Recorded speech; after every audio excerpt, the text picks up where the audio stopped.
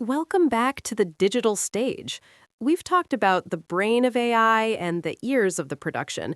Today, we're opening our eyes. We're talking about scenery, lighting, and the physical space. And this is where things get truly sci-fi.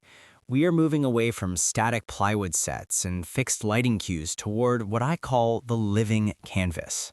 It sounds beautiful, but honestly, as a designer, it sounds expensive. How does a mid-sized theater company actually use AI for visuals without a Hollywood budget? It starts with the blank page problem. Before you build a single flat, you have to imagine it. That's where Midjourney and Adobe Firefly come in. Designers are now using these to vibe check a script. So instead of spending weeks on a mood board, you're prompting the AI?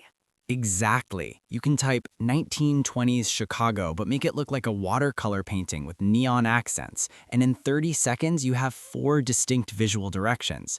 Adobe Firefly is especially cool because it's commercially safe. It only trains on licensed images, and it plugs right into Photoshop. That's great for the concept, but what about the actual stage? You can't just project a flat image and call it a day. You're right. The big shift in 2026 is digital twins. Companies are using NVIDIA Omniverse to create a pixel-perfect 3D replica of their theater.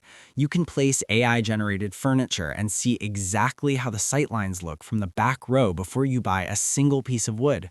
And what about the lighting? I've spent many long nights manually programming cues. Please tell me AI has a fix for that.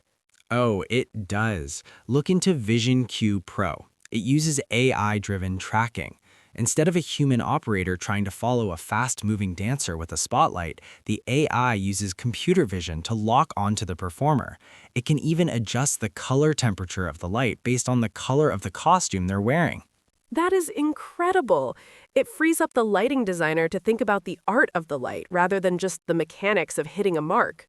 Precisely. And for the major impact side of things, we're seeing generative projection mapping. Tools like Luma AI can take a simple 2D sketch of a set and turn it into a 3D Gaussian splat, basically a hyper-realistic 3D model that you can project onto the walls.